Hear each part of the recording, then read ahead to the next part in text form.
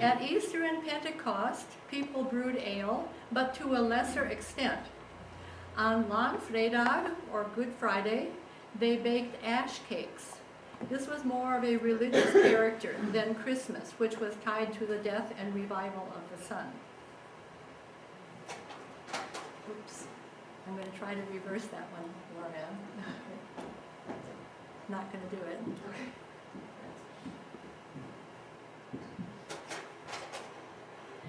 In the 18th century, there was a custom called a cast or throw. If a family was very poor, they could invite their neighbors to a dance, and people would come and bring ale and dance and drink and cast or throw food or clothing or household gifts in a pile for the aid of the impoverished family. This is a little like an Indian potlatch, isn't it, in the northwest of this country. Some farm work was done cooperatively. These were minor celebrations for harvest and for bringing the cows down from the mountain pastures. And so here are the young people who have just probably come down from the mountains, and they're having a nice summer celebration.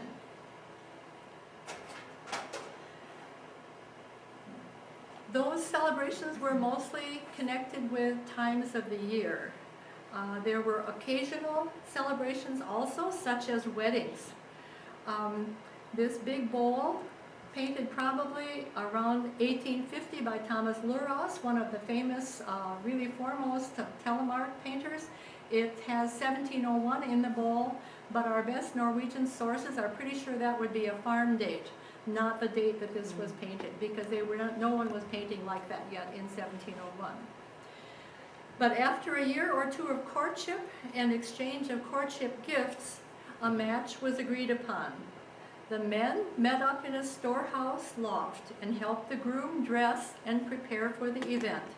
Someone played a fiddle, and the ale was passed around, and the men danced jigs.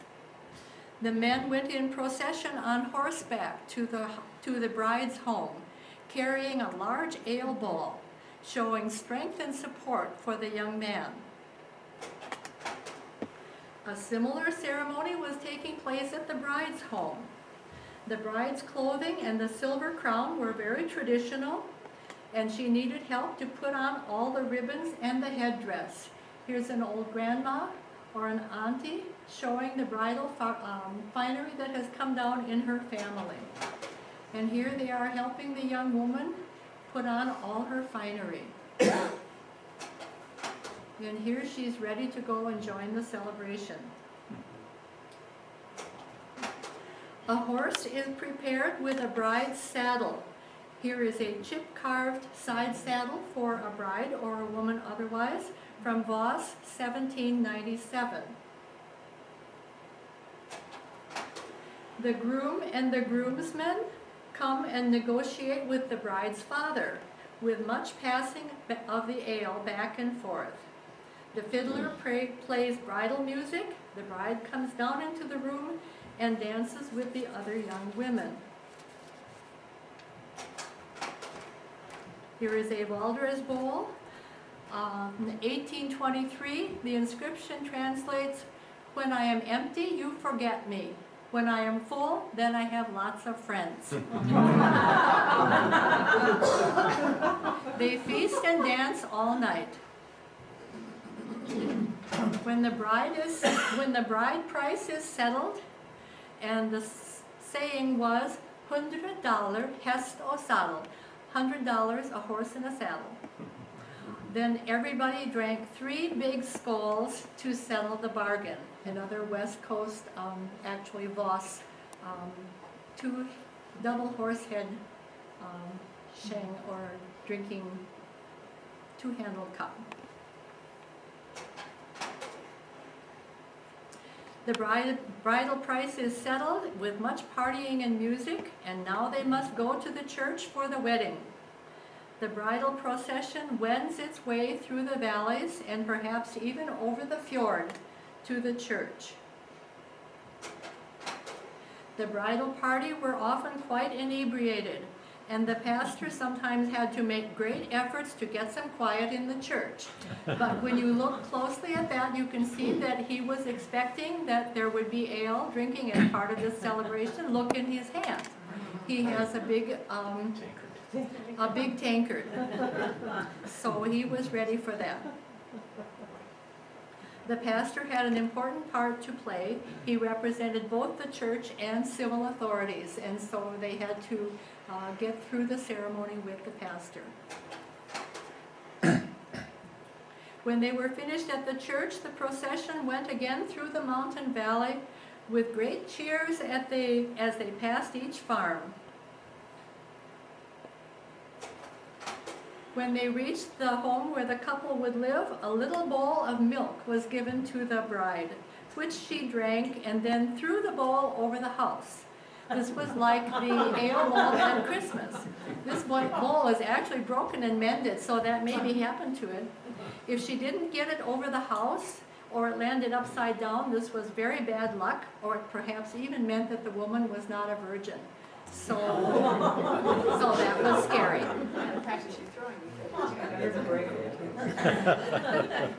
The celebration continued at the bridal home, with the bridal pair at last sitting together at the high seat of the table. The food and drink were passed again, with drumming and fiddling, and everyone dancing with the bride and with each other.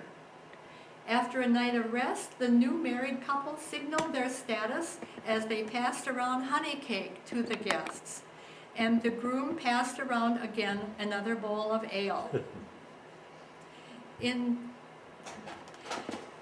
here is one of the monumental bowls, again in the Vesterheim collection, probably 16 inches diameter, and it certainly has seen many festive events such as this.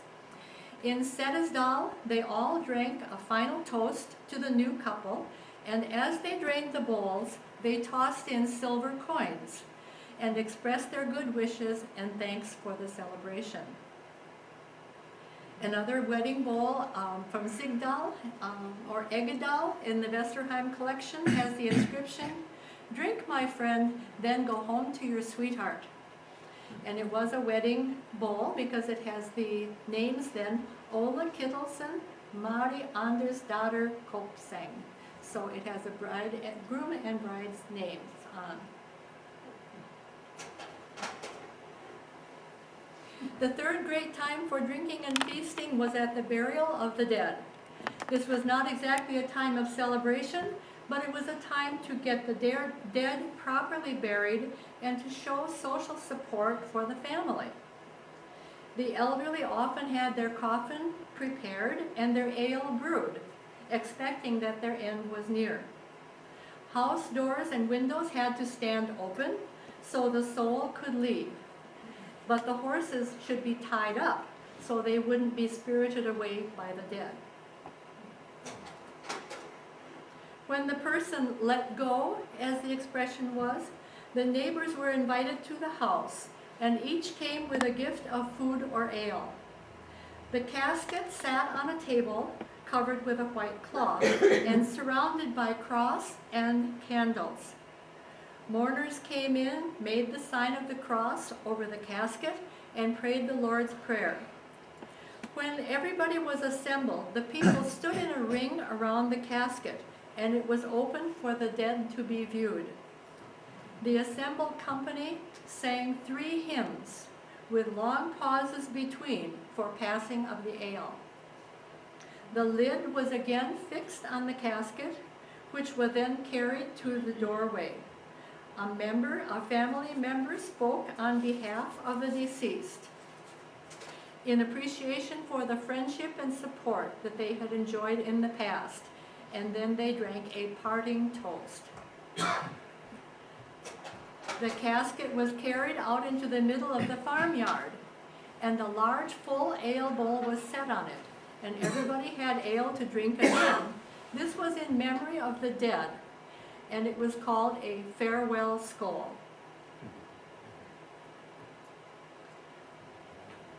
Then they all processed across the fields to the graveyard. This is a child burial, I believe. It's Setesdal, but a very small casket.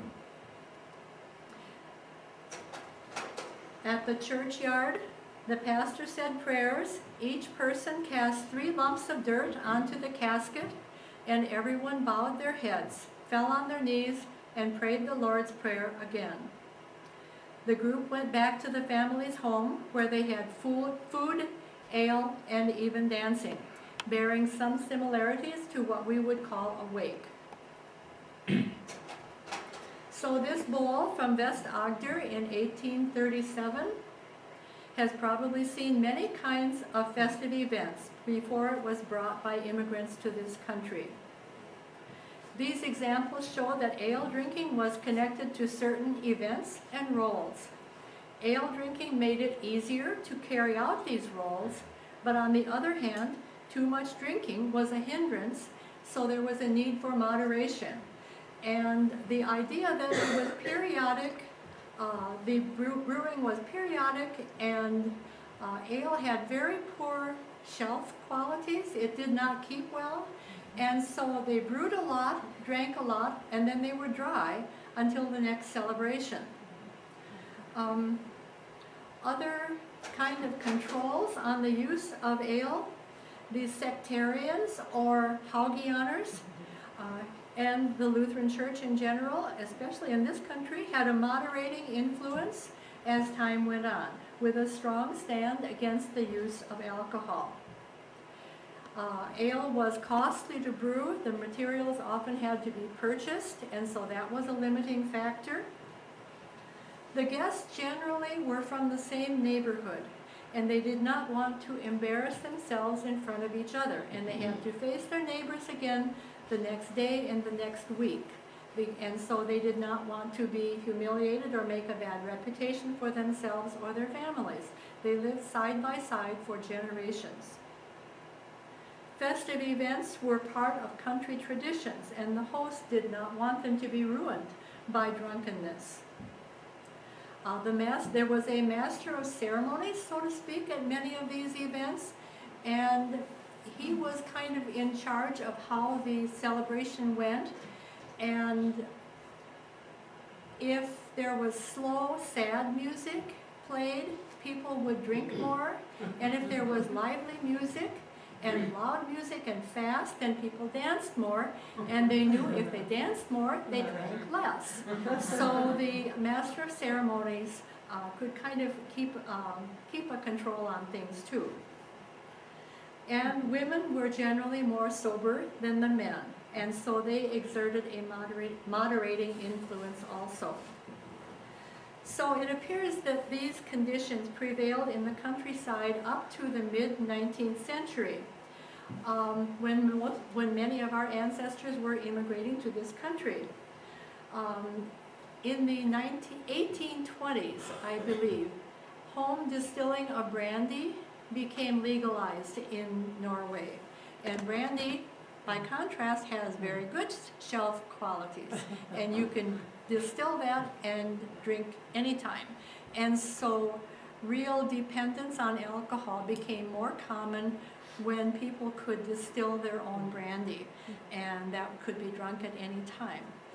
So that is a little look at country customs associated with brewing and drinking of ale. You might remember this ale tankard from the Vesterheim collection. I don't know if it's on exhibit at this time. It was visible in open storage or visible storage.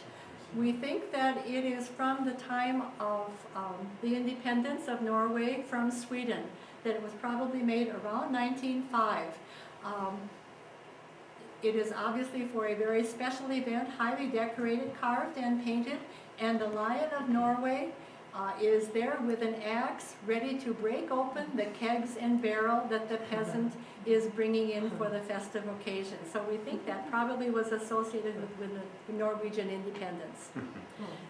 So that is the end of your Norwegian country tour. Thanks very much.